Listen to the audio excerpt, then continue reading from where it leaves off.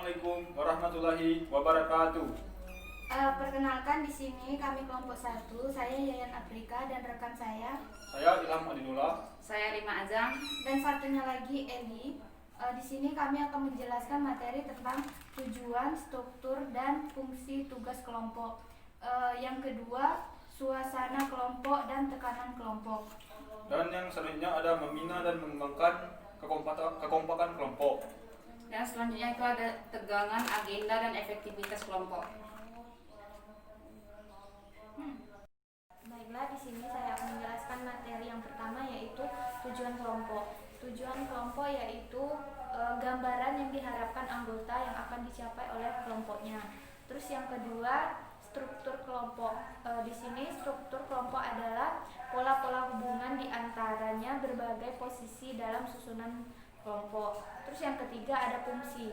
Fungsi kelompok adalah merupakan upaya yang dilakukan pada anggota kelompoknya sehingga tujuan kelompok tersebut dapat tercapai.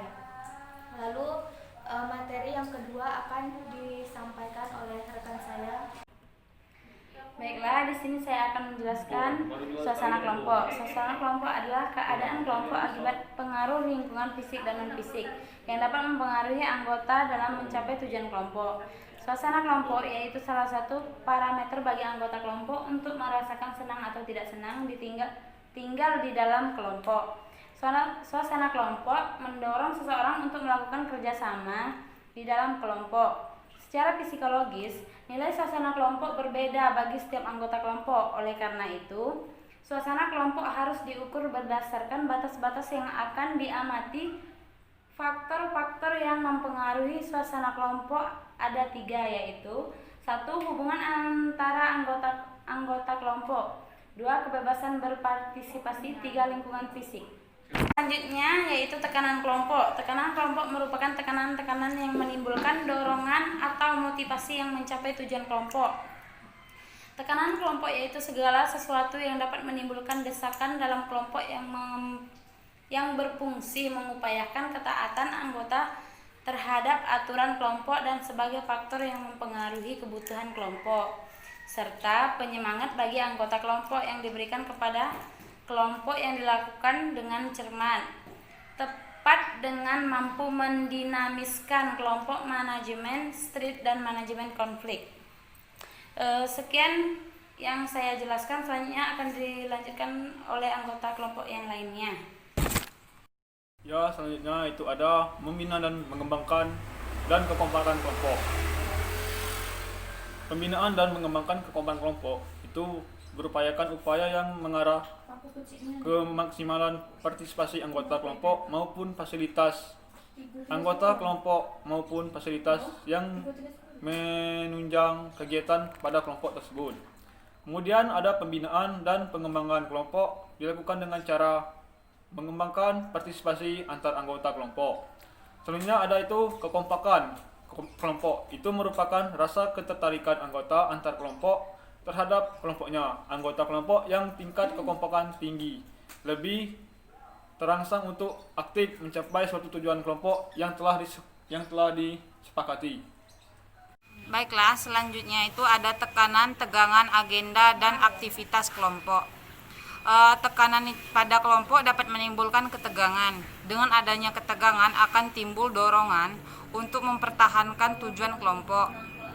Tekanan kelompok yang cermat dan terukur dapat mendinamiskan kelompok.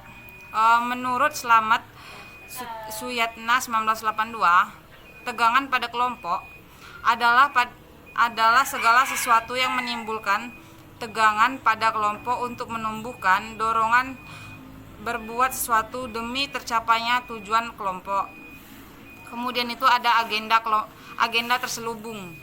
Adalah tujuan-tujuan yang ingin dicapai oleh kelompok yang diketahui oleh semua anggotanya tetapi tidak dinyatakan tertulis. Kemudian ada efektivitas kelompok, yaitu keberhasilan dalam melaksanakan tugas-tugas kelompok untuk mencapai tujuan. Menurut Slamet Suyatna 1982 menyatakan bahwa keefektifan kelompok mempunyai pengaruh timbal balik dengan kedinamisan kelompok. Arifin 2015. Kelompok usaha bersama atau KUBE adalah himpunan dari keluarga yang tergolong fakir miskin yang dibentuk, tumbuh dan berkembang di atas dasar prakarsanya sendiri, saling berinteraksi antara satu dengan lain, dan tinggal dalam satuan wilayah tertentu. Dengan tujuan untuk meningkatkan produktivitas anggota, meningkatkan relasi sosial yang harmonis, memenuhi kebutuhan anggota, memecahkan masalah sosial yang dialaminya, dan menjadi wadah pengembangan usaha bersama. Baiklah teman-teman, itu saja yang dapat kami jelaskan dalam video ini. Lebih dan kurangnya kami mohon maaf. Kami akhiri. Wabillahi taufiq wal hidayah. Wassalamualaikum warahmatullahi wabarakatuh.